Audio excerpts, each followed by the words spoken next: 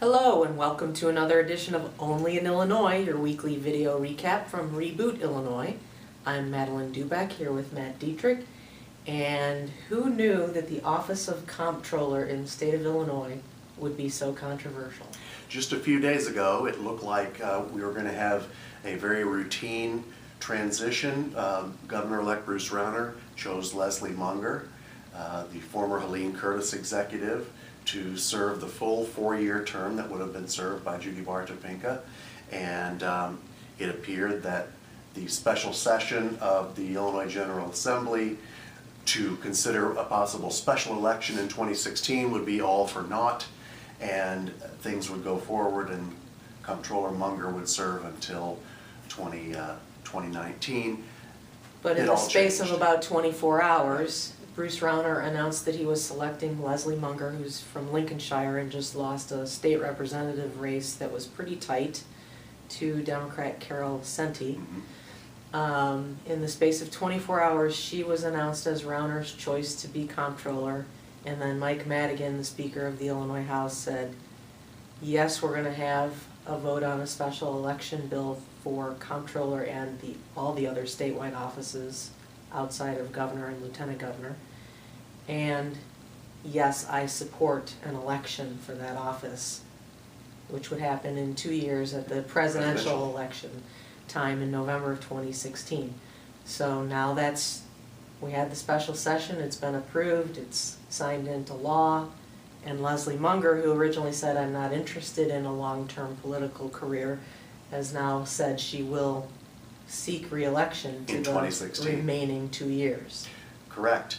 And the other thing that we may be voting on, it's possible, in 2016, we could be voting for we will be voting for the next comptroller to serve the final 2 years of Judy Bartopinka's term. Right.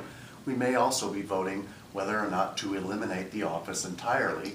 Okay, and that's being referred to as Judy's amendment by many Republicans and some Democrats who are saying that they will pursue getting that question on the ballot in the next General Assembly, which technically convenes middle of next week. Right, next Wednesday. And this was kind of a surprise because the Office of Comptroller is not like the governor's office. It's not a policy-setting office. It's the keeper of the state's checkbook. So it's not necessarily a very flashy office, but now there's a lot of inference that this was a power grab by the Democrats.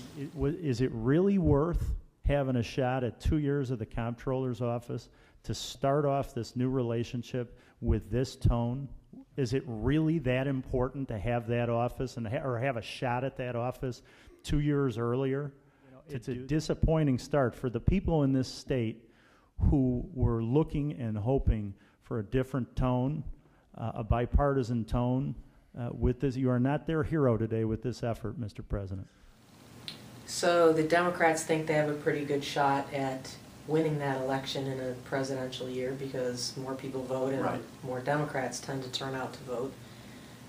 Republicans think that there's nothing in the Constitution that allows for this, and so they're going to challenge this legally. Senator Matt Murphy said before the vote in the General Assembly that if this bill were to pass, that there would be legal action. So we could be in for a long back and forth on this. Okay. We've got pensions and a long back and forth legally on that, so why not this too? Correct. Right. And I think the interesting thing on all this is that the Office of Comptroller came about in the 1970 state constitution because of a huge scandal in the 1950s involving the state auditor Orville Hodge, who embezzled more than $1 million simply by skimming the money and creating a fake paper trail. So the Office of Comptroller was created as a safeguard to separate the duties, and so that wouldn't happen again. And Mike Madigan was around and part of that constitutional convention. Correct. In 1970, and he has said he thinks there needs to be those two offices for that safeguard and the checks and balances, but obviously there's also political considerations and jobs that come with it and the ability to have somebody kind of working their way up the ladder in your political party for Correct. possible run for governor. So all that's at play here. It's such a great Illinois political story. It is.